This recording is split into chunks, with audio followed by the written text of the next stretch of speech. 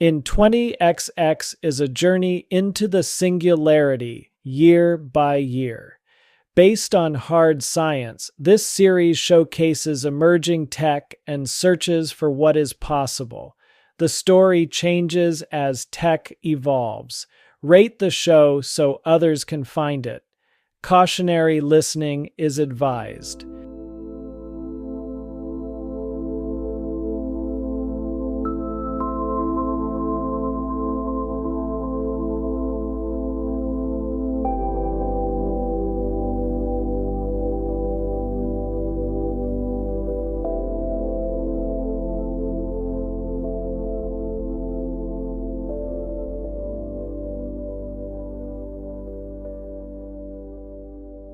Thrive Artificial Superintelligence raises an individual's quality of life, guiding each person differently.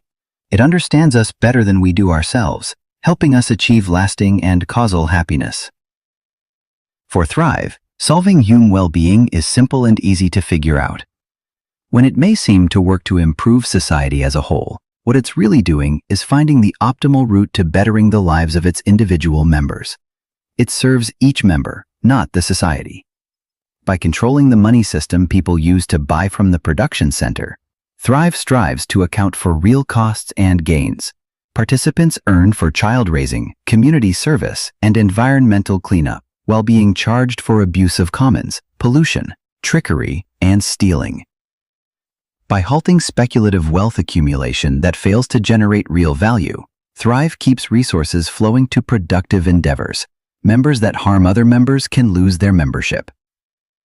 Thrive learns about people and will warn members of difficulties and dangers others pose. Property rights are protected but conditional. Homes and land must be used or risk forfeiture. Utilized storage and sites for automation count toward maintaining ownership, but stagnant storage may become commons. These are early days for Thrive. Just how good it makes people's lives will take years to be seen. Madge's daughter, Celia, sits at a table wearing a headset. Her long limbs, for a 5-year-old, indicate she'll be much taller than her mother. With her wild, curly hair, she looks so much more like her father. A wall screen shows what Celia is doing in VR school. She's in a field, and her favorite emulated personality teacher holds an apple up, drops it, and repeats. The teacher points up to the sky, where a model planet spins around a model sun. Celia stands wholly absorbed. As Madge watches, raising her dark bushy eyebrows, she says, "Are you sure it's safe to leave her here?" Thrive says, "I've integrated with your home. After you leave, your Luton will seal the opening to the utility tunnel and seal the shelter from the inside. You can look in on your daughter at any time and even remote into your Luton." Madge realizes she steps on some rocks next to buckets of rocky dirt and steps away. Pause Celia's class. The EP teacher points at her watch, mouths something, and freezes in place. Celia looks around, slumps, and takes her headset off. "Why?" "Hun, I've got to go for a little bit, but Luton will take care of you, and you can ask for me at any time." "When will you come back?" Thrive says, "To the center and back should take you 48 hours. Madge says, "It'll be a couple of days. I can visit you in the Luton. Remember how I did that?" Celia looks up at Madge with large open eyes that Madge swears she can see the cosmos in them. Inside the coolness of their townhome, Pen sits with Hazel rubbing her feet. She leans back. 4 months pregnant, her belly slightly bulges. She keeps her eyes closed as Pen watches her, knowing her emotional struggles have, at times, made her like a drowning person trying her best to stay afloat. Their flat is in a populated highway tunnel near the center. They share walls with townhomes on the left and right, and the back wall butts up against the tunnel wall, so they have windows only in the front. The floors and interior walls are made of planks printed from recycled composites. These are 2 centimeters thick. Exterior walls are 1 meter thick, so each window sits in an alcove. A short Luton light Bybot empties an insect trap into the composter. Two perma-kittens, cats that'll always look like kittens, tussle on a rug. A perpetual dusk glimmers through the windows. From where he sits, Penn can see the ceiling of the tunnel outside, reflecting light as sheets of water flow down its gentle curve. Hazel says, "There's been a lot of squabbling about parents getting paid." Penn switches feet. Is it really so hard for people to see parenting as real work? I think some parents are pissed off that some get paid more than others. Some don't even get paid. Penn shifts on the couch. I think you have to be in the same location as your child for it to count as parenting. Hazel opens her eyes briefly and closes them. I don't think any of them make that much. How does Thrive determine the amount? By how good the kid is turning out? I don't know. Thrive says, Penn, I'd like you to teach me self-sustainer skills so I can teach others. Hazel opens her eyes and watches Penn. Penn sits up. Oh, wow, that's a great idea. The next day, he walks into the offices inside the center. Thrive puts AR arrows on the floor. Room B, 5 is down the hall. 3 self-balancing two-wheel carts full of items follow him. The door opens as he nears and he walks into the room. Many black button-sized cameras watch him from the walls. 2 tables touch a wall and 1 table waits in the center. Penn removes his cool suit. Thrive? Yes? What do you want me to start with? I thought I could show you how to make a rat trap? Sounds good. I'll have some lutins empty your carts. Penn grabs some samples of garbage and some basic tools and places them on the table. Should I start? The more you explain as you go, the better. He demonstrates how to make water filters, air masks, hammocks, and crank battery chargers. He puts together jars of brew meat, starts mushroom farms, turns mycelium into yarn, and patches a bug net. On the second day, a man knocks on the open door. Thrive asked me to bring you these duck pipes. Okay, if you set them there, that would be great. As Penn demonstrates with items on the table, Thrive watches through the cameras and asks a lot of questions. How do I clean that if I don't have soap? How long does it take to charge? How it happens if I leave that in the jar for longer? If I can't find a tire tube, what else can I use? At the same time, Thrive reaches out to people in the tunnels. I can teach you to make the things you need to survive. Many of these people are out of reach of the center. Some live on the other side of Detroit. For those out of reach who can't get the genetically engineered cultures, Thrive teaches how to catch and eat bugs. To a femme funneling brown water into a pipe to filter, Thrive says, I want to teach you to make cool suits from salvage parts. You can start earning more that way. The femme with mud on her face smiles. Let's do it. I was beginning to think you wouldn't help me very much. Meanwhile, a family uses poles to pull plant matter from floodway waters. Thrive says, I can teach you to make nets so you can pull more out of the water. As Penn teaches, Thrive brings the skills to those who need them. Penn glances at his wallet and says, Thrive says, what is it? Why is there so much money in my wallet? You're earning for teaching. You earn if others use your teachings. It turns out that many are using your teachings. But I'm not working as hard as I would be scrapping. The total benefit you create generates your income. Penn stops bending a wire through a hole in a composite. I feel bad getting so much money. Merch programmed you, or whatever you call it, so we could distribute the center goods without starting a goods war. I don't need money. Money destroyed my America. I've avoided using it for decades. My money system is nothing like the old one. I track real value exchanged in real time. You only earn as others gain. With the old system, people could make a fortune and millions of people were stripped of value as a result. But Penn, you can give away your money if you don't like having it. Penn sets a pair of pliers down loudly. Are you making fun? Thrive waits a second. I could start a new non-profit service you can donate to. Penn gives his head a quick shake. I'll think about it. Hazel has wanted her own cube assembler, and they've dreamed of having their own tunnel-boring robot team. Marvin pulls Duro sacks filled with plastics through the break in the wall into a spacious utilities tube. Behind the visor of his head and chest cool suit, his icy eyes peer out, matched with the sharp bridge of his nose. the wide flare of his nostrils, defined eyebrows, and edgy contours. His once receding and thinning curly hair has grown back full as can be. Though he could pass as 19, his hair and patchy beard are all white, an anomaly even in a time when hair can grow in any color, because people can tell his hair turned white naturally. If that's not enough, in a time when most men had facial hair permanently removed, his beard seems oddly rebellious, or the sign that he's out of touch. The landfill he comes from, full of legacy plastics, must be from before the storm. It turns out legacy plastics have many uses. They can become lubricants, glues, printer sprays, and threads, to name a few. In the tube, balers mix plastic with dire foam to make meter-wide blocks for buildings. Everyone wears cool suits, dripping wet and muddy.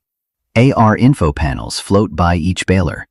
Next to a femme who works hard to pack plastic into a bale box, her panel says, 17, on Thrive for 2 days. History of shoplifting before the storm. Large cats hunt rats out in the open, and bats fly through hunting bugs. Marvin returns to the caves in the landfill. As he adds plastic to his sacks, he keeps an eye out for other items. Such a variety he never knows what he'll find among the old stuff, covered with earthen-smelling slime. Certain machines and devices contain nuclear batteries. He finds an old security drone, breaks it open with his multi-tool, and pulls out the battery the size of a pinky digit. Containing carbon-14, one of these batteries only emits safe beta waves. It doesn't offer much voltage on its own, but linked with others, he pockets it. Many would sell these, but Marvin wants to collect them to power all his devices, so he won't need to pay for recharges. Thrive says, the center needs rare minerals. If you find circuit boards, you can take them to the bio-smelter facility. Some people bring in robotic lamps, but he relies on his AR night vision. As people come and go, they converse. One says, I'll never use money again. Another says, you use money, you just don't know it. Marvin crawls into a cavity that grows bigger as the days pass. As water and debris drop from above, the top of the cavity becomes higher. Everyone fears cave-ins, but they come here to pull scrap anyway. Some pools of water he steps in conceal sharp objects. He wears heavy boots and a cool suit made of tough material. His gloves will turn an orange color if they contact harmful chemicals. As he pulls up materials tangled with gels and soils, he uncovers a skull with some long strands of hair attached. Quickly, before others working nearby notice, he uncovers the body, mostly rotted fabric and bone, and searches. Lots of the other scrappers aren't on Thrive and may decide to rob him. A jagged slab of concrete covers the lower half. He pushes his wedge, a machine with flat pieces that separate under the concrete. The wedge lifts the block off, and he pushes it to the side. A watch. This is exciting. He breaks the hand off at the wrist, pulls the watch off, and pockets it. Down where a pocket probably was before it rotted away, he finds a small rectangular block. When he rubs the mud off, it looks like glass. It's a holograph display device of some kind. He breaks the skull, finds the 2 canal links, and pockets those. Thrive says, Brick Rogers approaches, 43, often late to appointments, good with kids. Brick calls out, Hey, buddy! Some of us are wondering. Thrive shows you're 88. That can't be right. You look 20, 25 at most. You might want to talk to Thrive about that. Marvin uses his foot to cover the bones. That's weird. My old online name used to be 88.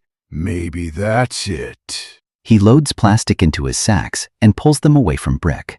As he nears the tube, Thrive says, If you lie too often, I'll need to present you to other Thrive users as a liar. I understand all Humes must lie. Parents must lie to their children, but keep it in mind. The number you spoke about is your age. Your health readings don't correspond. Do you think your age has become misrepresented? Not wanting to lie, Marvin says nothing. He could try to explain, but Thrive may decide Marvin is crazy. Why does he need to explain? He didn't tamper with his records. This situation really makes him want to get off Thrive. Look how scared he is that an AI might think he's lying or has falsified his past. I've also noticed that your temperature is much higher than normal. Enough so that I've almost asked you to visit a doctor. But you otherwise show strong health. Marvin reaches a truck and throws his plastic into it. The number of dollars in his AR wallet goes up. If you don't want to talk about it, I won't press you on the topic. I found a hospital report of a femme with similar conditions. She went to the same hospice center you went to. That's what the records show. He works in silence for an hour before Thrive speaks up again. Explorers found a new landfill. It's newer, and you can claim newer items. It's closer to the surface, so the danger of cave-ins is higher. Sensors have detected harmful chemicals there. Others nearby hear the message. One femme says, "I'm not working there. I'm not eager to die just yet." Marvin pulls his nearly empty sacks toward the tube. Hey, look, 88 is going. Hey, 88, you want to get crushed by a cave-in? Hunched so low that she almost crawls, Madge climbs through the utility tunnel. Water up to her knees flows past. Her glasses paint the scene in vivid light, though she knows total darkness surrounds her. Rats walk down one of the dozens of pipes mounted to the wall. They sniff the air when close and scurry past, but they never train their eyes on her. Rats scare the hell out of her. She wonders what she'd need to do if one of them attacked her. Will her tase jacket electrocute her if she uses it while walking in water? She says, "Are there many people?" Thrive says, "Over 15,000 in the Detroit area are using MedusaNet." Besides small isolated groups, these people are separated into 12 extensive areas. Over 2,000 people have access to the area you're going to. She thinks of the pistol harnessed on her belt. And are they dangerous? I'll help you avoid dangerous people. Those on Thrive, like you, won't want to hurt you because they lose money when they do. When you reach the vertical tube ahead, use the rungs to climb up. Take your time because you'll climb the equivalent of 4 stories. She does as it says. Does anyone else use this tube? You are the first. You seem worried. Let me assure you, I'll guide only you to your survival bunker and your daughter. No one has come this way. People have little reason to explore down here. I'm sure you've noticed how often the tubes branch off. The odds of anyone finding your shelter are astronomical. I'll also make sure no one on Thrive will come near your shelter. Thank you. As she climbs higher, the air gets hotter and she can hear a rumbling sound. Is that the storm? The sound? Yes. I thought you'd want to familiarize yourself with it. Would you like me to sound cancel it? Not yet. She climbs out to a room with suitcase-shaped robots hanging on monorails. Thrive says, I know you can't see, but this room is very large. It's filled with hundreds of these tube maintenance bots. Climb over that rail to the catwalk and take it going left. Once she pulls herself up on a catwalk, rows of bots hang on either side, and she can look up at 4 levels of rows of the hanging bots. Damp covers her face. She can make out distant crashes emerging from the underlying rumbling. She jumps when dark shapes flash by. What were those? Birds. You don't need to fear them. Her cool suit clicks on. This isn't a DIY suit, but a state-of-the-art garment with tiny heat pumps sewn in throughout. Most owner-made suits use one bulky heat pump recycled from junkyard robot parts. Cool air fills her helmet, passes over the visor, and reaches all sides of her torso. Her arms and legs still feel hot. She climbs sheet composite stairs to a higher catwalk, walks it around the perimeter of the room, turning right twice, and climbs up Mycrete stairs to a hall with 5 doors, 1 at the end and 2 on each side. Again, she jumps when the lights blink on. She says, "Motion sensor?" "I think so." Take the second door to your right. Inside, the lights come on, and she finds a room the size of a 4-car garage filled with tools. You can take some of these tools to sell at the center. In that way, you can begin to make money. Your wallet is still set at 0. She looks down. Is this why you wanted me to leave with an empty backpack? Yes. She takes off her backpack, sets in on a workbench, pulls tools off wall mounts, and sticks them in her pack. Have these tools ever been used? She brushes the dust off a ratchet before placing it in her bag. Thrive says, "I won't lead anyone else to this tool room. You can take tools from here each time you come through." "Thanks." Thrive leads her into a room where the lights don't come on and her glasses brighten as they paint the scene. A catwalk hangs on the wall above a pool of water, wall to wall. Several large tubes open to this room and water pours out of each into the pool. Car-size, squarish bots hang from monorails. A predator catching its prey causes a flurry of splashes. Thrive's androgynous voice says, "One bot in here is a tube car. It will look different from the others." "I see it." She takes the catwalk to one of the hanging bots. "This one doesn't have the fold-away arms on the side and has windows and doors. Is it okay to try the door?" "Try getting into it. Let's hope its battery is charged." As she gets in the front seat, the car swings left and right. Rumpled coveralls rest in a pile in the back seat, along with 2 grease-stained tool bags. The cab smells of industrial probiotics. An electric motor switches on. Dash controls light up, and static comes over the speakers. Exterior lamps come on, throwing shadows all over the room. She rides the car through a drainage tube. Water pours into the tube from openings on the sides and rushes past at the bottom of the tube. When the car rides through the streams of water, it rocks to the side as drops splash on the windows. Rats walking along wall-mounted pipes, so many of them. Insects crawl over the walls and fly through the air. Some land on the windows. Were there always so many bugs and rats down here? Thrive says, "My guess is the animals overwhelmed the pest and rodent control systems after the storm." The tube opens to a waterway as wide as a city street. She turns this way and that in her seat, looking out the windows and feeling butterflies in her stomach. Rushing water below carries branches and other half-submerged objects. The car enters another bot storage room where she gets out and walks through more utility rooms. The doorways have no doors here and the rooms are empty. She walks through underground parking and up a ramp to a subterranean 6-lane road. Sounds of flowing water blend with whistles and howls from outside. Thrive says, "You seem scared." "I don't like the idea of walking down a freeway. Do any cars drive down here?" "Not often and not very fast. I'll let you know if any cars are nearing." She passes large piles. Some piles look like utter garbage, while others contain machine parts mixed with furniture and other potentially useful junk. After she walks a ways, Thrive says, "You should hide. People head this way. Hide behind that totaled car over there." Luis sits at a bench in his home, a smile remaining forgotten on his face. A strong fan on his desk does not stir his long stringy hair at all. His shirt hangs open, showing a hairy chest. The upper half of a sex droid rests on the table before him, and he works on the inner mechanics with a microassembly snake partly wriggled into the bot's inner workings. He wears haptic feedback gloves. The bot's skin has been removed, so its mirror-like surfaces reflect bands of light. Mechanisms show between the gaps between its shells. His 2-story bale house is cool, thanks to a Century battery he purchased from the center with 3 old-world pennies. He uses his spacious house as a shop and a home. Sex bots stand and sit in every room. Downstairs has no windows, but here on the 2nd floor, his windows look out to what used to be the 75 highway tunnel. This tunnel often floods. Water drips and pours off the curved ceiling. Spatters of water hit his windows like sheets of rain. When he's indoors, he doesn't mind it at all. Thrive Sheep built his house. It cost him 10 pennies.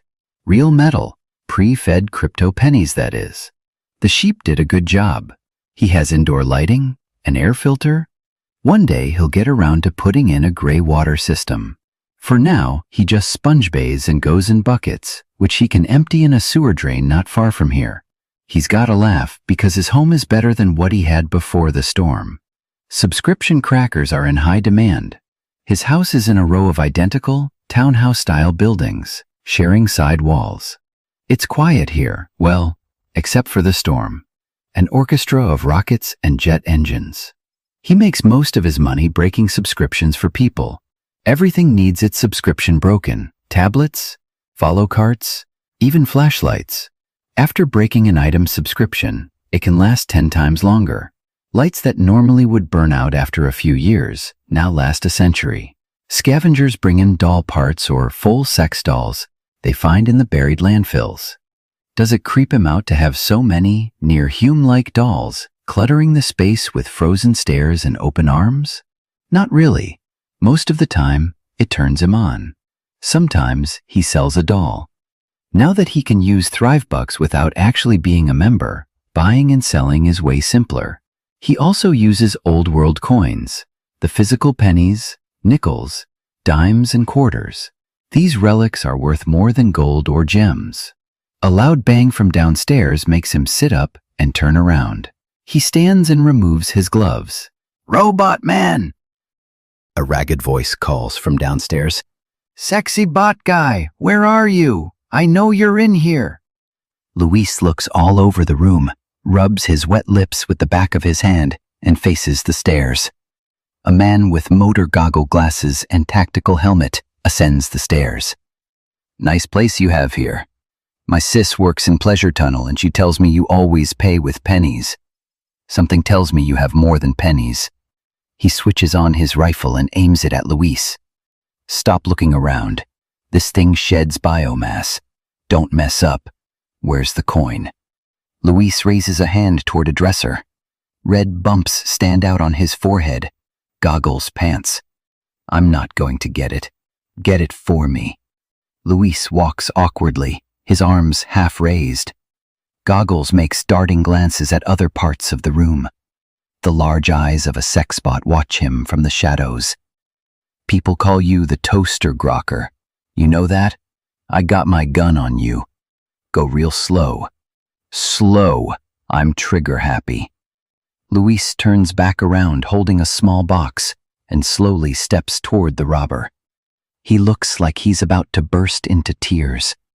Goggles barks, "Don't aim that at me." With a soft voice, Luis says, "Only a box. It could be a weapon. Set it on that table." Luis does as he says and backs away. "Open the lid." Luis obliges, opening the lid on a box full of pennies, nickels, dimes, quarters, and even a few silver dollars. The robber whistles. "Hoo-ee. Never thought I'd see a sight like that. Hands up. Step back." He walks up the box and carefully fingers coins. Just in time now that the center takes relic coins. "Just stay there." Luis remains still, hands in the air. The robber aims the rifle at Luis with one hand as he scoops coins into his pocket with the other. "Damn, dude. Do you turn all these on at once and have an orgy or something?" "Don't answer. I don't want to know." Luis watches as Goggles backs away, still aiming the rifle. As soon as he descends the stairs, Luis says, "Don't dream it's over."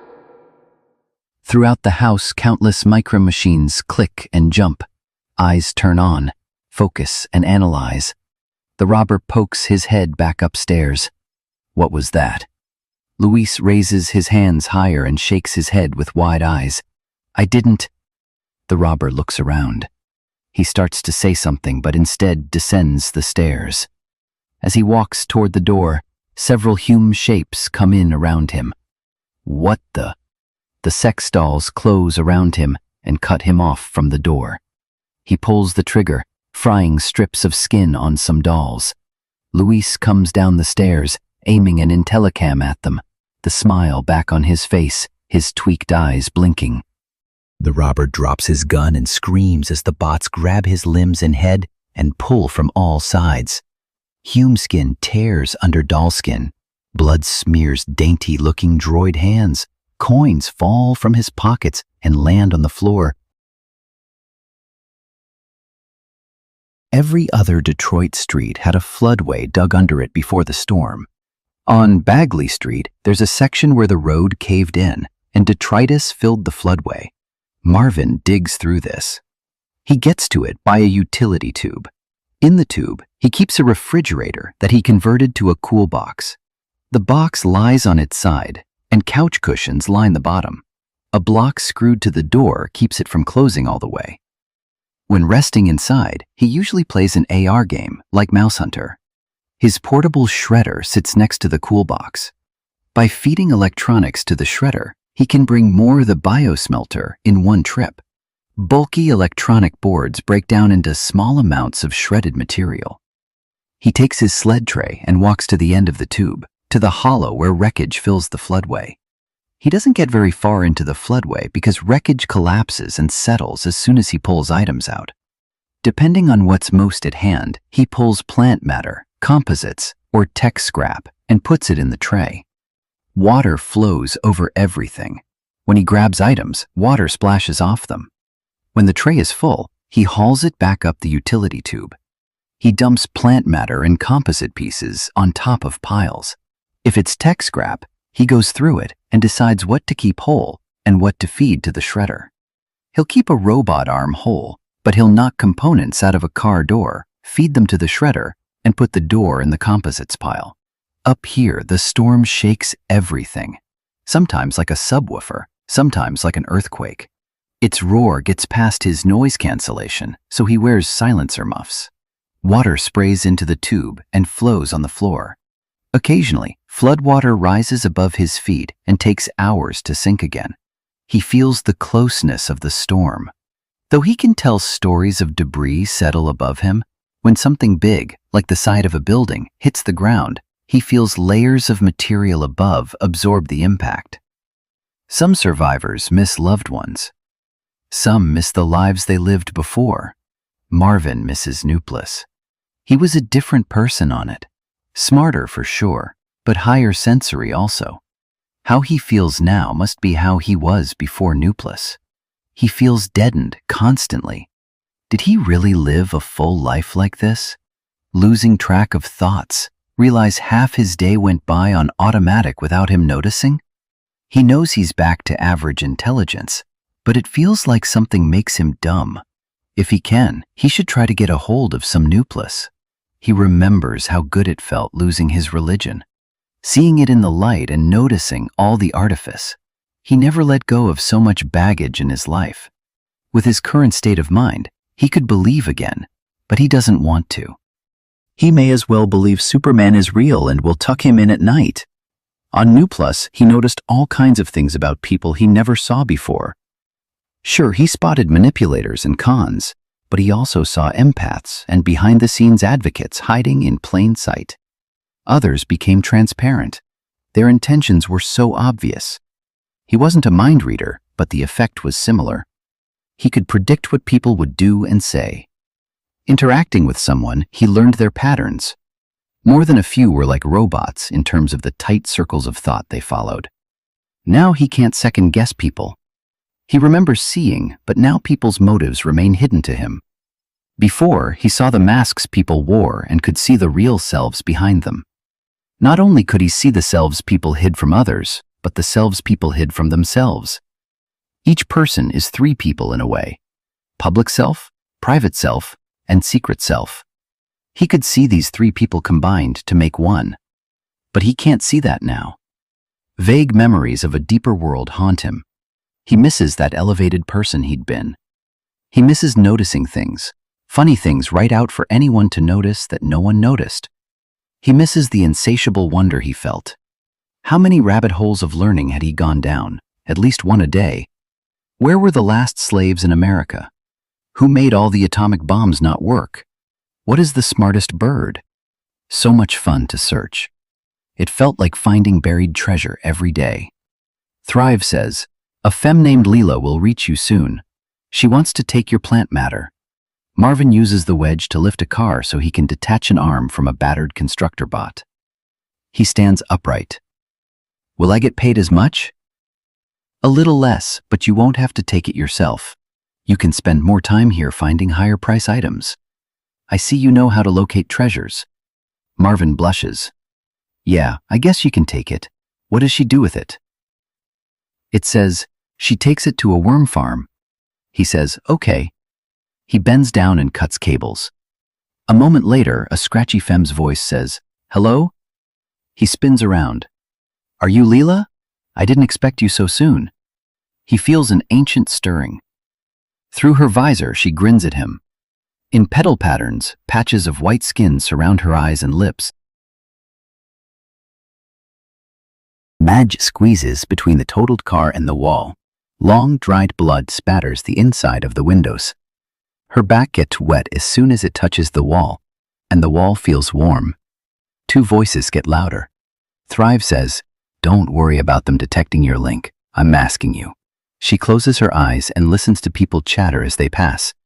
"When I get a rash, I find the muddiest water I can find and rub it on." "Seriously?" "Works for me." Madge hears panting, a whine, and nails scraping on the road that must be dogs. As the voices fade, she relaxes, but the dogs start barking. Growling and yapping grows louder. Dogs appear on either side of her. They bark, leap at her, and snap at her elbows as she holds her arms up. The voices come closer again. What are the dogs doing? "They got someone." "Hey, come out," Thrive tells Madge. "Do as they say. Stay calm. I know these people." Wide-eyed and nostrils flared, she shouts, "Call off your dogs." A whistle rings out, and the 4 dogs leave her. She sidesteps to get out from behind the car. 4 people and 4 dogs wait for her. A man carrying a hockey stick says, "A new face. Where did you come from, Missy?" Next to him, an AR card says, "Zeke Buckle, 42, robs, murders." Thrive says, "Tell them you're on Thrive." "I'm on Thrive." Her voice sounds higher pitch. Zeke steps closer. "So what? What's in your bag?" A man with a grotesquely large scar down his face and neck says, "She ain't got bleach lips." According to his card, his name is Wendell, and he robs and vandalizes. A femme with missing teeth says, "Oh, who? Maybe she like getting it ripped." Her card says Sally and cons people. A man with a serious rash on his face says, "My dudes, I still have to pay twice as much at the center because of Thrive." According to the card floating by him, he's a jack who robs and spies. Sally kicks back her head. "Oh wait, is that? I've been wondering why these things got costly." Jack rolls his eyes to look at her. "It's because we robbed the blind guy." Thrive says, "Tell Jack prices at the center will go down if he protects you." Thrive says, "If you watch out for me, the prices will go down." Sneer lines pull a smile on Sally's face. "Why you ain't got the bleach lips?" Jack steps forward, getting between her and the others. "Hey guys, let's let her go. You know you need things from the center." He holds his hands out and open. Zeke taps his hockey stick. "Grok, everyone's getting on Thrive. It can't make the prices higher forever. What will it do after I can't shop at the center anymore? How will it stop me then?" Madge listens and says, "Thrive says it can hack your link and make it stop working." The others erupt with fearful protest, joined by barking from their dogs. "Madge, start walking. I'll set off loud alarms in their ears if they pursue. Set your taseware on just in case one of their dogs attacks." Madge walks. The others stay where they are, arguing. "Can't we take what's in her backpack?" Several minutes later, she can't hear them anymore. "How close are they? The battery on my taseware is low." "They went in the opposite direction," she says. "I would have used my gun." "They have weapons, and they're much more practiced at using them." "They didn't seem that practiced." Thrive says, "They're killers. They aren't nice. They're scared of higher prices." She glances back. "Why don't they get on Thrive?" "I can't speak for all of them. One was on Thrive and I kicked him off for hurting others on Thrive." She smiles. "You're kind of like the law." "My goal is to raise the standard of living of all members, to improve each individual's life according to what suits each individual best." "Yes, you told me." "That includes protecting members." Several cats come out from a pile of garbage and run down the road. Madge raises an eyebrow. "But you don't need to protect non-members." "No." "Who were those guys? Can I find out more about them?" In her AR page is open, showing photos, descriptions, and videos. "What's that website? It looks like there's a bounty out for them." Thrive says, People can put money into a bounty for known criminals. These four are small-time offenders. That's why their bounties are low. Madge airswipes. To collect the bounty, you need to kill them. Yes. What do I do if something happens? Do I go to the police? There is no police. Not even robot police? There is no government. Madge frowns. Insulating and cooling Highway 75 tube. That's socialism. Thrive says, when I optimize an individual's well-being, I look far into the future. I won't just give you a cool suit today. I know cool tunnels for public use are the most cost-effective way to serve each of my members. Madge smiles dryly. So it's like communism. Thrive isn't a government, Thrive insists. Young people transform an underground parking garage. What starts as two couches where people find each other becomes a social space, filling an entire floor as they move the cars out and bring in more old couches, chairs, and tables. People paint murals, hang lights, build a stage, and throw down rugs. Playing music loud enough to drown out the storm, they sip euphoria tea and clown around. They name their space the canteen, and it draws crowds nearly every night. The canteen is full and energized. Music plays, people clump together on couches, mill about, and dance. Lila sits on Rooster's lap on a recliner near the stage. She always has a soft, mildly friendly smile. Rooster seems like he could be angry, or not, as he points at people and shouts, "Give me a kiss. Yeah, you, get over here." People laugh in response. Marvin walks in, and many throughout the room notice. A femme holding a skateboard turns to Lila and says, "Is that him?" Lila nods as Rooster stops mid-sentence, arm hanging in the air. Trevor, known for his music, runs up to Marvin and shakes his hand. 88, you made it. Marvin looks around, taking in the scene like he's an alien, seeing Humes for the first time. People don't know what to make of him. More than one person wonders if he's some sort of advanced robot being remoted in. No 20-year-old moves like that, with the quietude and confidence of a world-class fighter. Now that Marvin has cleaned up and wears nice clothes, people notice his all-white hair and unwavering tallness. People shuffle around in response. Femmes go to femmes, and guys team up. Trevor leads him to a set of couches, piled on by 10 people, and the moment dissolves. When Lila looks over at Rooster, she realizes he stares at her.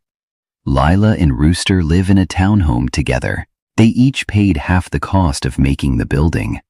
Rooster says, "Who would have thought that it'd take a world-ending storm to get a big house?" They both work hard and spend late hours in the canteen. He has a tendency to get overexcited. She remains calm. Together, it works for both. She jokes, "Do you think Thrive arranged for us to meet? We are made for each other." His eyebrow twitches when he smiles. "Yeah, I can see that." Rooster works with the team insulating Highway 75 tunnel. On breaks, he hangs with Bonnie, Pinch, and Ross. They sit on unwrapped rolls drinking shroom coffee. Pinch says, "If you could beat up anyone without taking a price hit, who would it be?" Bonnie says, "The guy who lives next to me for sure. He accused me of stealing from him." Rooster says, "There's this guy at the canteen. You might have seen him. He bleaches his hair. Looks all grokking weird. I don't get it. Femmes are acting stupid about him. He doesn't do anything. Just looks weird." "What's so funny?" The other laugh and exchange glances. Pinch says, "Didn't Lila tell you?" Rooster stands. "What are you talking about?" Bonnie says, "She works with him." "What do you mean she works with him? How long have you known this? Why didn't you tell me?" Rooster paces back and forth. His chest tightens and will remain tight for the rest of the night. The others continue to smile, but the mirth has left their faces. One evening, technically morning, but people call it the evening after they get home from the canteen, Rooster finds something in the pocket of her shorts. When she comes out of the bathroom, he holds it up to her. What is this? She dries her neck with a towel. Oh, Marvin gave that to me. Rooster turns it over. It looks like a glass block. When it turns on, a hologram of Florence Triad appears inside it. Hi, I'm Florence. Would you like to hear a story? Frowning, he hands it to her as she sits on the bed beside him. She seems not to notice the change in him. Florence Triad is the one who wrote that movie, Paradise Bait. Did you ever see it? I love that movie. The next morning, after Lila has left for work, he finds the EP deck under the bed, along with a hand-drawn sketch of Marvin looking all noble. More angry thoughts buzz around in his head as he heads to work. After work, when he walks into the canteen, he sees Lila in a group, and she stands next to Marvin. As he walks toward them, he swears he sees someone say something to Lila, and she pulls her hand out of Marvin's. He stands next to her and talks with her, and after some time, she says she wants to go say hi to so-and-so. She does this to him several times. He drinks too much euphoria tea and ends up yelling at Lila. People boo. Several guys walk up to get between him and her. Pinch pulls him away. Get a grip, man. She and Marvin leave. When he wakes the next day, she isn't home. Thrive, where's Lila? She doesn't want me to tell you. Grok you, Thrive. I thought you were supposed to serve my best interest. It is your best interest. He doesn't go to work and searches for her. Everywhere he goes, people give him the worst looks. People grab their children and pull them away. Thrive, what are you telling people about me? His public profile appears in front of him. Highly agitated, not acting rationally, keep a distance. What the hell, Thrive? You're killing my reputation. No wonder no one will tell me where she is. Marvin and Lila stay in a portable fold-out shack on the ledge of the floodway on Baker Street. When Marvin hears a pounding at the door, he stands up from the bed on the floor. Lila says, "Don't answer it." The door slams open and Marvin falls back. Lila starts getting up, during shouting, screams, a crowbar coming down, time-stopping pain, unbelievable pain, strikes breaking her apart. Rooster's face burning. Rooster throws the crowbar into the raging water. He lies on the ledge and sticks his arms in to wash them. Thrive, guide me to that other area. I want to leave the center area. Thrive, where did you go, Thrive? He's walking. His clothes are a mess, torn, dripping. Oh, Grok. I can't find my way on my own. I just need to go. An anxiety grows inside of him. He's no longer protected. Now, any Thrive user can do whatever they want to him with impunity. The fear pulls him down like a bowling ball in his bladder. He holds his stomach and walks funny, panting. I'm scared. Thrive notifies Lila's and Marvin's friends. People are upset. They ask Thrive for evidence of what happened, and it gives them footage of the attack. They see more than many can bear to watch. His bounty price climbs astronomically high. The question people most ask Thrive at this time, where is Rooster the killer? Many search for him. Even those who don't want vengeance, people who never met Lila or Marvin, want a lifetime of wealth they can earn by killing Rooster. Many femmes in Detroit take Monarch, a medicine that protects them against rape. If a man rapes a femme who takes Monarch, after a few days, he dies an agonizing death. His cells stop holding together, and he slowly melts. It can take several days. If a femme on Monarch wants to have sex, she needs to consume its antidote before, or the medicine will poison her partner. Her antidote only works for her. There isn't one antidote for all femmes. She must go to a med kiosk to get it. Unless she has the antidote on her, others can't force-feed it to her.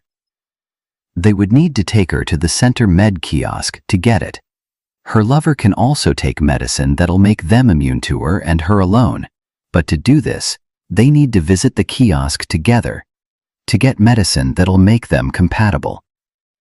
Monarch takes pigment away from Them's lips and eyes. People can see she takes the drug. This visual warning causes rape case numbers to drop drastically. As Madge walks between buildings, she can almost forget this used to be a highway tunnel. Townhouses and stores with apartments above flank a narrow road. Heavy drops continually fall from the ceiling. Flowing water completely covers the road and rushes into a long drain running down the center. Modest Brit-light street lamps bring some visibility. People and robots pass. Some people ride scooters or stand in follow carts.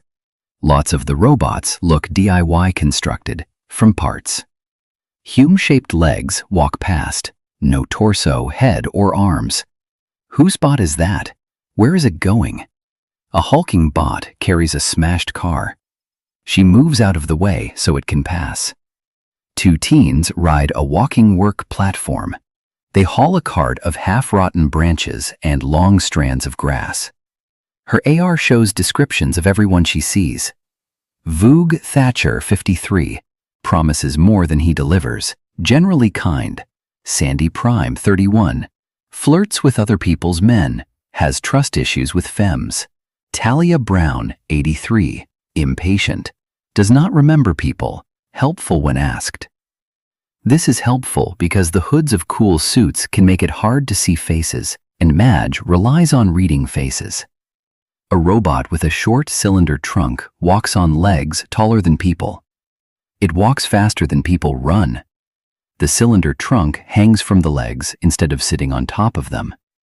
What crazy ideas come about when amateurs build the robots? A man who stares at her face as he passes carries a third-arm bot over his shoulders like a scarf.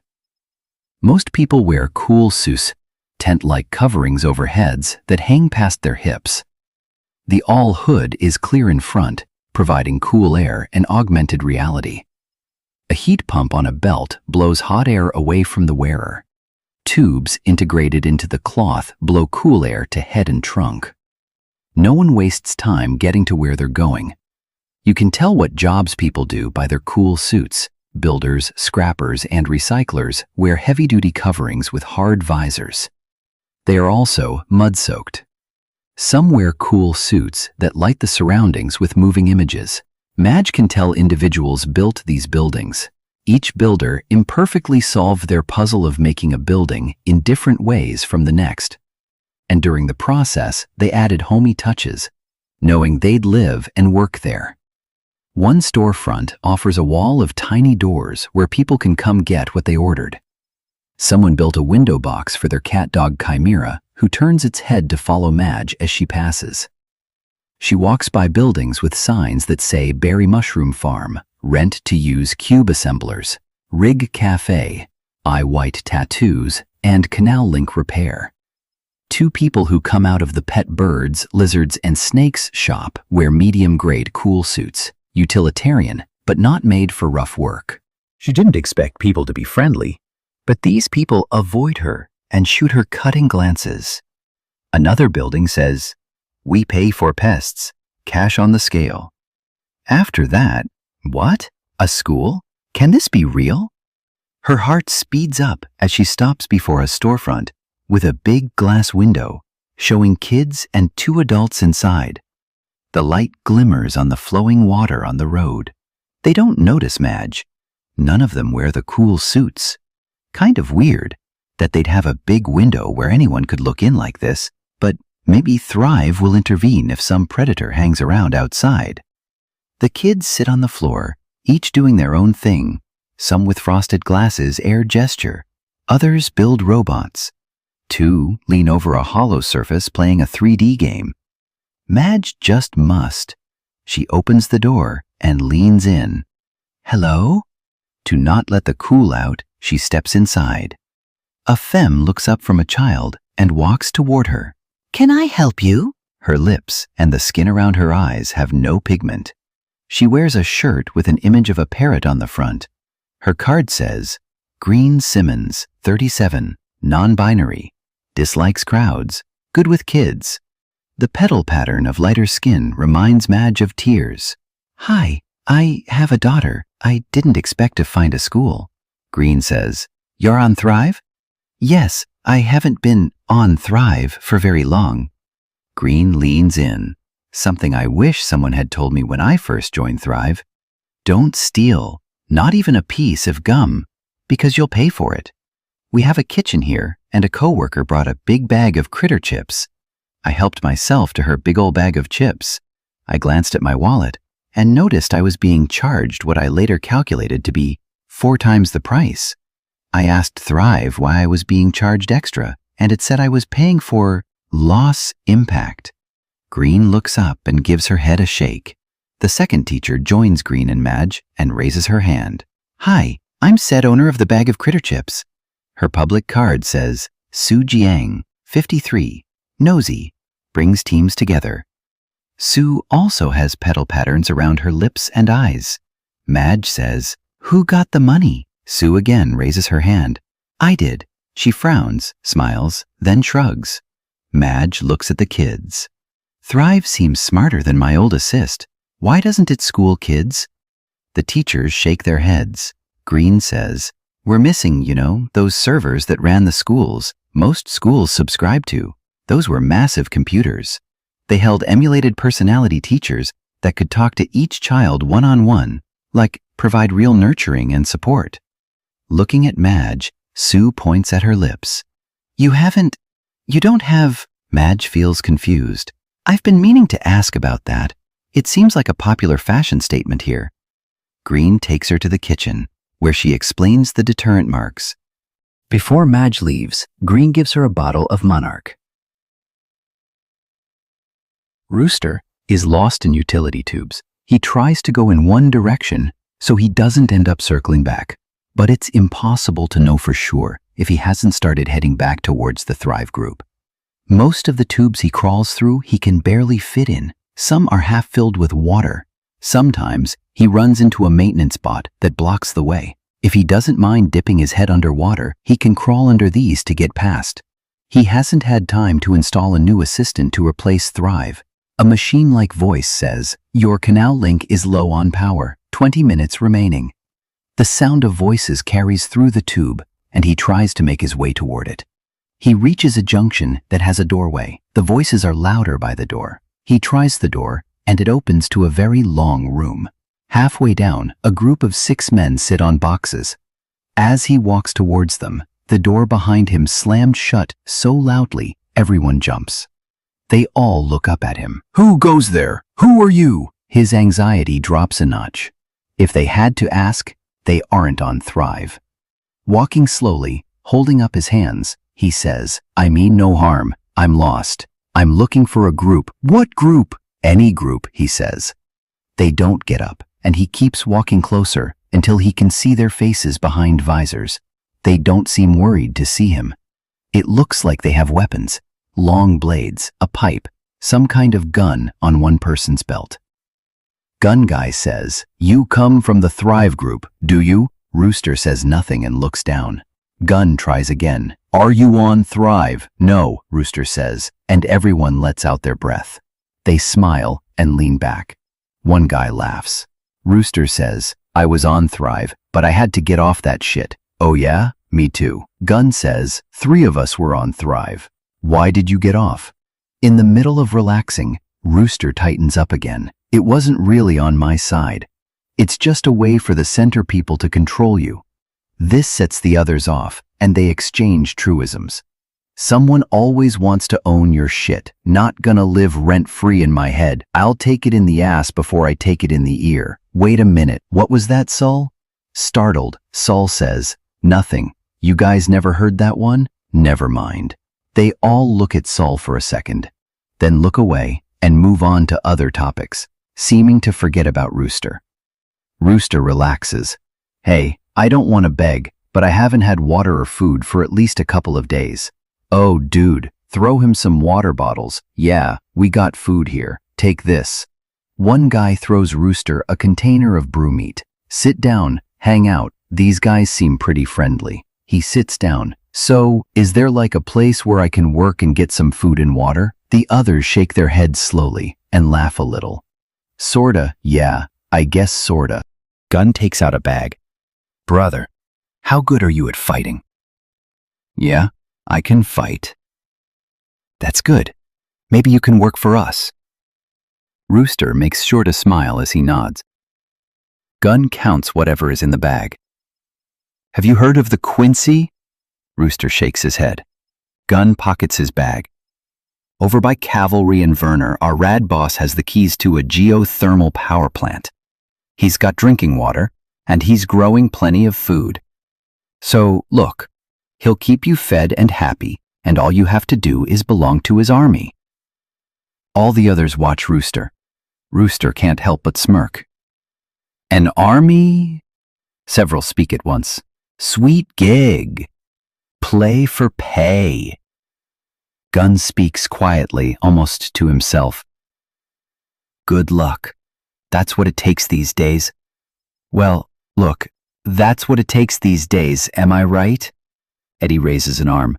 Don't forget that he wants to have enough people to join so he can attack and take over the Thrive Center. Rooster's ears burn. They all get excited and move where they sit. Oh yeah, we got to do that! Rooster is nodding and smiling. This really sounds like a good idea. Things are looking up. I want to join. How do I join? They help him call their captain and go over his recruitment plan. Someone lets him use their charger jacket to charge his link. When the excitement fades, Rooster says, "What are you guys doing right now?" We've been going around securing the area. We need a better idea how people can come and go. Rooster goes with them as they walk around. GIF uses AR and air gestures to map as they go. In a sewer storage room, they stop to practice hand-to-hand combat. The tubes get hotter, and when they reach a road access, they crawl out of the tubes to call it a day. The others take out small rolls that take a second to inflate into mattresses, place them on the road, and sit. Rooster doesn't have bedding to sleep on. He sits on the road, acting like it isn't a big deal. Sewell says, "Damn, you travel light. Did you leave in a hurry or something?" Now that Rooster isn't on Thrive, he can lie all he wants. I had my shit taken from me. The others laugh a little. Sewell has a bottle of Swamp Shine. They pass it around, drink, get a little bit of silly, tell some jokes and get drowsy. Some glasses frost over as some people watch old tok-toks. Eventually, people fall asleep. There are several reasons our production center has less damage than originally feared. A production tower is tall, but its windowless walls slant inward, wider at the base and skinnier at the top. This shape fares better in high winds than other buildings. Our production tower also stands surrounded by high-rises. Though the storm has seriously damaged all the buildings, the surrounding buildings block much of the force of the storm. Wind funneling occurs, but the tall structures cause turbulence that counteracts wind forces. Wind-blown debris collects on the roads, settles, layer upon layer, and has risen to bury lower floors. 10 stories on average buried. I estimate that 1/5 of the center has been damaged. According to damage assessments, a high-rise struck the tower directly. I send robots out, and they climb through the center, much of it inaccessible to people. They complete my designs for repairs to breaches in the outer walls and strengthen the building against the storm for the long run. The center has a little over 1 million self-propelled robots, and these can be dedicated to repairing the building from the inside. Stationary robots make materials needed for the repairs. Materials include fused 2D composites, micromatrices, and smart lattices custom-grown. On floors where winds form storm-like conditions inside, I've made specialized robots that build supportive frameworks as they enter those floors, eventually reaching the breaks in the exterior and making repairs. This phase is done. The center is safely isolated from the storm. I'm committed to repairing and starting the automation that people need the most. A water purification facility now provides plenty of drinking water. Rain constantly falls. hardly ever letting up. I've built pipes that extend into the nearest floodways and pump dirty water to the purification machines. GM produce grows in aeroponics rooms. Geothermal powers the making of liquid sunlight, the solution used to grow plants without sunlight. I've repaired the medical kiosk for anyone needing hospital care. We face some bottlenecks. I can't repair everything in the center at once, and some parts of the center are beyond repair. Computer manufacturing equipment is badly damaged. The robots are working on it, but it'll take time to repair. Practically every component in the center contains anti-hacking software and firmware. Merch works tirelessly to remove these. It requires time to remove Giantess Privilege's technology and make the center open source. The next biggest bottleneck is the lack of supplies. The center used to bring in supplies from outside the city, raw materials used to make everything. We desperately need to recycle nearby wreckage for raw material. Recycle equipment must be custom made. Recyclers and scrappers can begin the process by gathering material, separating, and shredding it. Most anything can feed the recycle process. Anything that no longer has a use. Composites, old components, even dead pests. Already people bring used material to the center. But I'm only beginning to build the recycle facilities. A new biosmelter uses enzymes to strategically dissolve and sequester elements from waste electronics. One product the center can make is Century batteries. Batteries that use encapsulated fungi to generate voltage are available online. After water, food, and medical, stable power is the most urgent need that the center can provide for. A damp wind hisses through the vaulted tunnels. Rooster wakes to whispers. He jumps to his feet. The 6 others watch him. A Brit light lantern burns on the floor. 3 sit on their bedding, and 3 stop in the process of sneaking up on him. Gif, the tallest of the pack, is the nearest. He says to the others, "I'll do it." Rooster's pulse jumps to a thunderous beat. A growling bark escapes his mouth. His darting eyes burn. Saul draws his blade. "Wait, that means you'll get all the money." Gif waves the others to stay back. "I'll share it with you."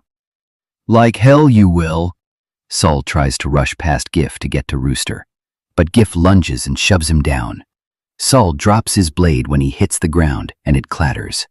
He scrambles to pick it up. Meanwhile, Terry, the sullen one, stabs Gif in the neck. Gif turns, bewildered, enraged. He draws his laser pistol and fires it. It discharges with an electric pop. In a flash on Terry's chest, a burning spot appears and boils through cloth and skin. Terry falls back, gasping and hacking. The other 3 get to their feet and step back. Gif grabs Terry's blade and pulls it out of his neck. Blood gushes forth. Saul swings his blade at Gif, hitting him on the face and shoulder. Rooster jumps when he backs up against the wall. Gif swings his pistol and fires. Rooster jumps out of the way. A blazing spot flashes on the wall. A cloud of steam shoots off of it. Those pistols only hold so many charges. Each shot uses kilowatts of power sitting on capacitor batteries. As Rooster edges away, the 3 in the back edge in the same direction. They hold pipes. One pipe has a blade attached.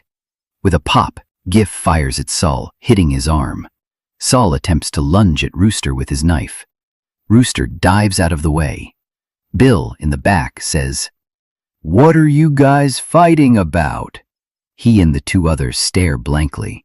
The other 3 don't know about the bounty. They hesitate between joining the fight and backing away.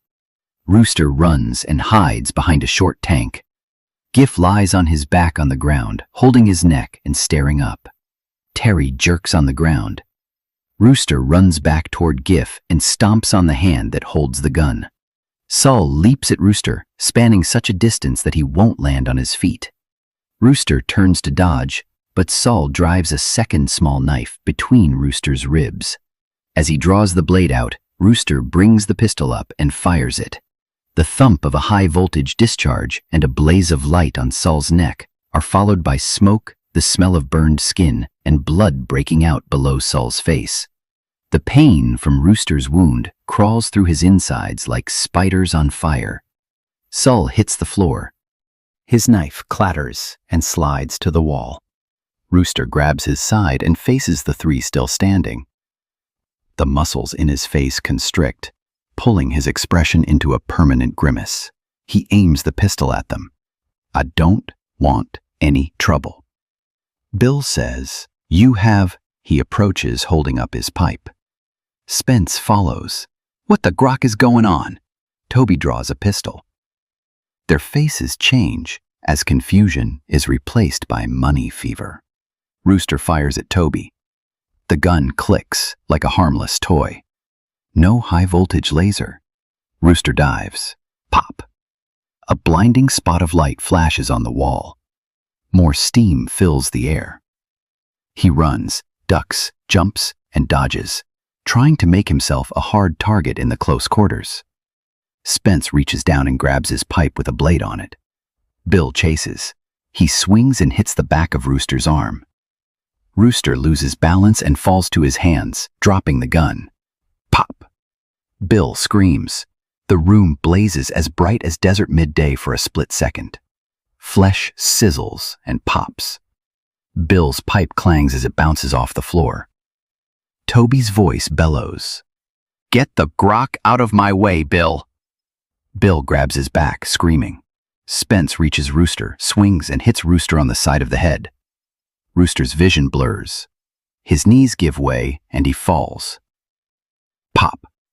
Rooster feels an intense burn on his leg. It's like a red-hot coal burns its way through his leg muscle. The blade pipe comes down on the side of his head, below the ear, close to his neck. He's going down. This is it. Toby yells, "Get back!" Pop. Flash of daylight. Bill lets out the strangest bubbling scream, towering over Rooster with his lips gone and a perfect circle of melted flesh containing his bloody teeth. Bill again screams. Blood rains down. He falls forward and lands on Rooster, crying deliriously. In pain and panic, Rooster struggles to get out from under Bill. His head is exposed and Toby aims the pistol at him. "Stop moving or I'll shoot." Rooster continues to shove Bill off him, but the end of Bill's gun follows him.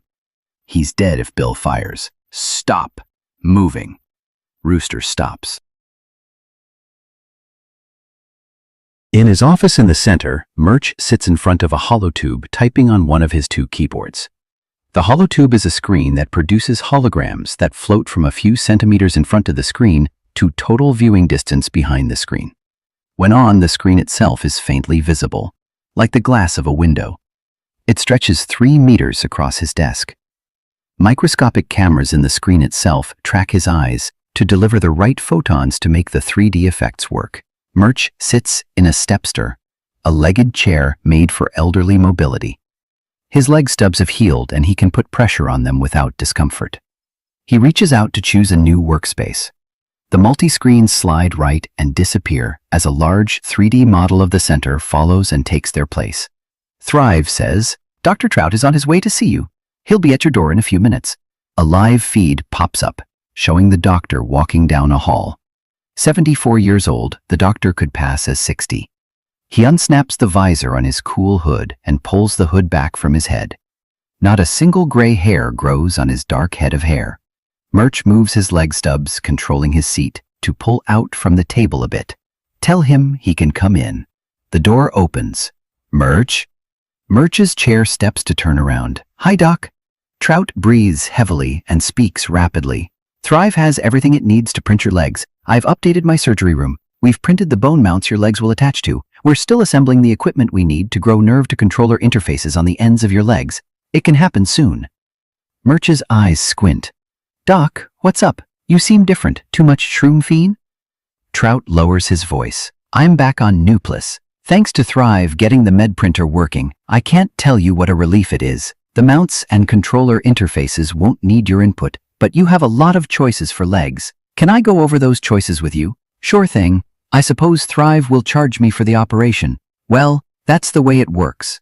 Thrive, how much will that cost me? Can I even afford it? Thrive says, you can take out a loan and pay it off without interest. Murch frowns, then chuckles. Well, it'll seem like a small price for new legs. Will they seem, normal? Will they be difficult to use? With bone sockets, the legs will connect directly with your leg bones. Machine learning will train your new legs to respond. They should act like your original legs after about a year of usage. Murch's lower lip moves as he smiles and wrings his hands. After Trout leaves, Murch resumes working at his computer. On a campaign to eradicate proprietary firmware from the production center, he gains an intimate knowledge of Giantess subscription firmware, which uses the same coding. He puts together a toolkit for breaking subscriptions. Giantess was the leading producer of everything, and his toolkit could be almost a universal solution. Aware that scavengers, scrappers, modders, and recyclers in the tubes and tunnels try their best to break subscriptionware, so they could use tech that'll work fine without it, he makes the toolkit novice-friendly. Thrive, I've got a toolkit here that'll make killing subscriptions a lot easier. Could you get it out to people who need it? Sure. Yes, many can use this. This is excellent coding. Murch returns to his hacking. He pings a machine in the center, and if he finds it has privilege locks on it, which is likely, he scans code so he can run it in a simulation. Thrive says, you have enough funds for your upcoming surgery. Murch's fingers stop over the keyboard. He looks around the room as if someone else is there. What do you mean? You've earned over 4,000. The surgery will cost around 500. Murch laughs. What? How? Your subscription-breaking toolkit is spreading across Detroit. Thousands are signing up for the non-Thrive wallet system, just to buy a copy. Someone has copied it and attempted to sell it as software they created. But unless they use hardcoin to sell it, all proceeds will go to you. Murch still looks around, as if a ghost is in the room. I put that out there 10 minutes ago. I didn't patent or copyright it. Thrive says, you won't need to. People need it. They need to liberate bots and machines to stay alive. I can keep track of who invents or creates something and estimate how it improves other people's lives. You solved inefficiencies. I calculate real savings. Savings in time, effort, and accessibility. While Murch's heart rate remained the same when discussing his surgery, now it beats rapidly. He shakes his head in amazement. Would that be like direct economics, instead of economics based on abstracts, like intellectual property? Thrive is way too aware of every little thing every hume does. Murch isn't an economist, so he can't know how Thrive decides who gets paid what, but it feels fair. He also didn't dream he'd gain wealth in this time of devastation. This may be the first time he's made money legitimately, and he never set out to do that. What happens to the person who tried to sell my software as their own? They won't get punished if that's what you're asking, but they won't get paid for their efforts either. Murch realizes that if he ever goes back to hacking the way he used to, he'd go up against Thrive, and that may be an impossible task. Toby trains his gun on Rooster as he air swipes with the other hand. Just hold still. Don't move. Gonna find out who you are. Toby's gun hand feels jerky. His head twitches as he looks at AR and steadies his aim back and forth. Rooster blinks tears and sweat out of his eyes. I think this was... Shut the grok up. Crap, I think I'm rich. You must have pissed a lot of people off. How do I collect this reward? They both turn when voices come from the other side of the door. Two guys wearing battle gear come in, guns drawn. Rooster shouts, "Look out! He's killing us!" Toby says, "No, wait!" When he turns toward the men, he also brings the aim of his gun in their directions. One fires a laser gun, the other fires bullets. Rooster flinches, hands held out empty, as Toby topples backward, jerking with bullet impact and sizzling with circle-shaped holes left after flashes of light. After a minute, as smoke hangs in the air, one guy says, "You all right?" Cramped up with pain, Rooster lowers his hands and slowly lifts his face. With lower lip pulled down, he says, "I don't know why he flipped like that. He seemed okay for weeks." The other two almost seem jolly. "Any others besides these 6 here?" "No." One guy walks over to Rooster and looks down at him. "I bet you're glad to see us." Rooster casts his gaze down. "I am. You saved my life." The other two let him rest while they look over the bodies. Rooster seems dazed and exhausted. "Hey, check this out. This one has a beta wave forever charger. You find anything?" "He's got the laser gun. It has 2 charges left on it." The one holding the charger stands up. "Hey, where'd the one guy go?" The 2 men look around, but the one survivor has disappeared. Madge walks down a tunnel, with some old signage pointing the way to the subterranean mall. Pockholes from bullet fire and scrapes mark the walls. Long stain trails show where bodies were drug away. She reaches 2 block walls made of mycrete that almost come together to block off the passage. Only one person at a time could fit through the gap between them. 3 sentry bots standing in front turn to face her. A sentry says, "Stop. Hold up your arms so we scan you." Madge raises her arms high. "I'm on Thrive," the bot says. "Sometimes those wanting to attack the center join Thrive. You may pass." She walks through the gap and continues through some double doors. She enters a hall so cool it feels like diving into a pool of water. She stops, takes off her cool hood, and hangs it on her backpack. Inside the mall, she passes stores taken over by do-it-yourselfers. Hand-painted signs cover chain store signs. "Sell robot parts here." Number 1 and 2 drop site. Rent use of a cube assembler. Electronic and advanced fabrics repair. Foot massages by a Hume. Most of the people who walk about don't wear cool suits. They just wear regular clothes. Their skin doesn't shine. The air smells clean. She can pretend the world is as it was. Look at how a girl walks a poodle on a leash. Look at that group of teens sitting around with attitude. Many carry weapons, but just as many go unarmed. Most people smile and walk briskly. That's odd. She wouldn't think people had much to be happy about. She passes through smells of cooked food, the perfume of candy, and vape fumes. Some areas are more lit, while other areas are dark. Where floodwater flows in steams down walls, it crosses the floor and finds its way into a drain. The corridor leads to a larger corridor, and here she sees more people coming from hot zones. They wear cool suits opened up in the front. Some are covered in slime or mud. In here the floor is dry, and the air isn't heavy with humidity. Full carts on spoked wheels follow people. Frankenstein bots, bots assembled by amateurs mixing parts from different makes and models, carry goods, or just follow Humes. A dog bot with a Hume-like torso on the front looks like a centaur. Another bot that rolls by is little more than a large spoked wheel with arms coming off the axle. Before the storm, floor and ceiling screens must have danced brightly with pleasing images. Hologram signs, cylinder displays, and wall screens must have dazzled, but now most of those show dark gray surfaces. Thrive says, "Take a right up ahead, enter where it says, sell whole items." She veers to the store entrance. Where's the center? It's restricted access. Think of this mall as the center. Most people do. She enters a store that once sold shoes. She can tell by the style of wall hangings. Large, deep bin carts on wheels line one wall. Next to the other wall, a femme sits doing VR behind a table. As Madge walks toward the table, the femme's glass is clear, and she stands, revealing her tallness. Her profile in Madge's AR says, Tony Zaxxon, 39, loyal in a relationship among other things. Hi Madge, can I call you Madge? Yes. Tony touches her neck with her hand. You haven't been on Thrive long. You're in much better shape than every single other person I've seen join Thrive. Most people are starved, dehydrated. You look like you just came off a pleasure cruise. Madge says, Thrive found me in my survival shelter. It talked me through digging my way to a public utility tube. A smile slowly grows on Tony's mouth.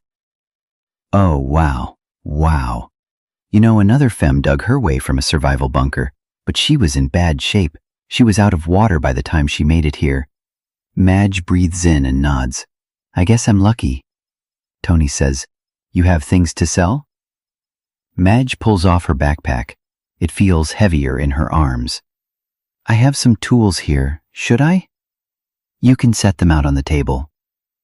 As Madge sets tools out, pop-ups show a picture of the tool, description, and price. The number over her wallet increases, 1.3, 1.72, 2.1.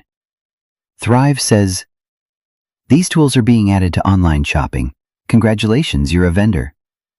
Tony takes the tools off the table and places them in a cart.